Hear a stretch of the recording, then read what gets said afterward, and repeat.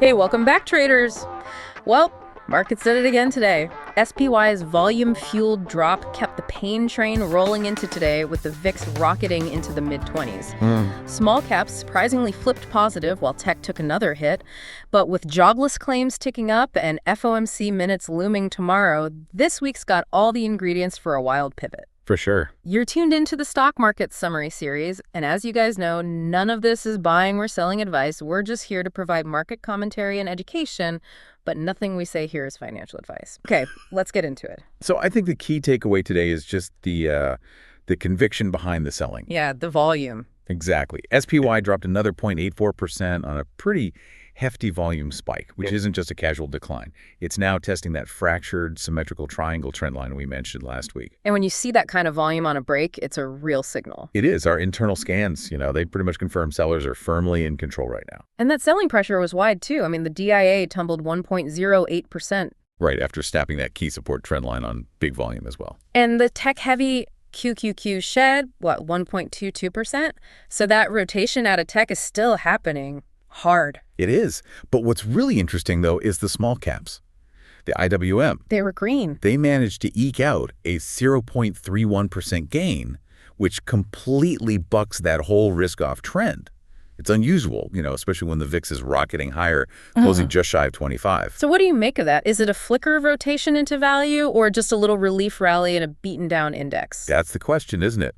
And speaking of where money is moving, let's look at financials. XLF is now just hugging the 200-day moving average. A huge test. That's a critical support level that could really define the sector's immediate future. Absolutely. And while that battle is going on, healthcare, XLV, has been scorching hot. It's high basing. Meaning it's consolidating at its highs. A good sign. Yeah, signaling institutional support.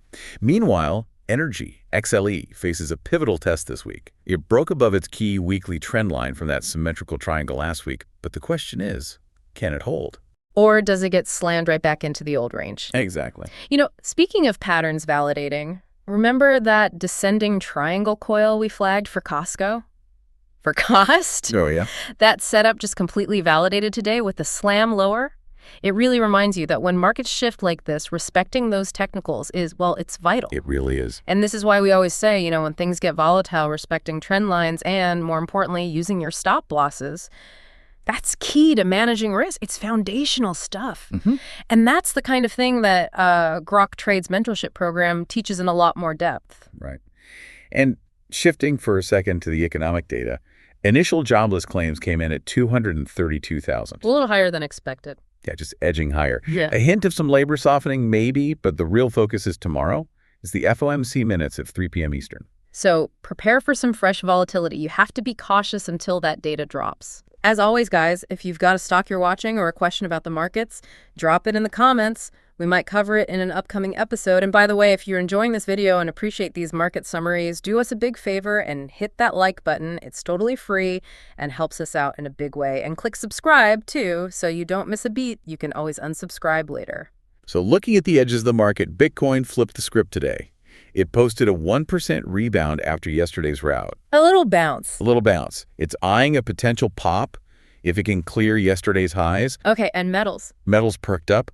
GLD added 0.73%, and silver, SLV, climbed 1.39%. And SLV is actually sketching out a young symmetrical triangle within its sideways range.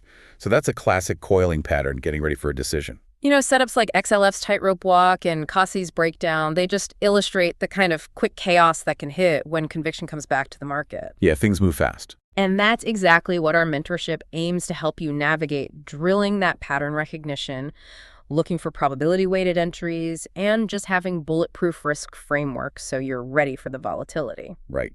Today's persistent slide is clearly due to that unrelenting volume on SPY's breach and that crucial XLF test we talked about. So the bulls need a catalyst, and they need it pronto. They do.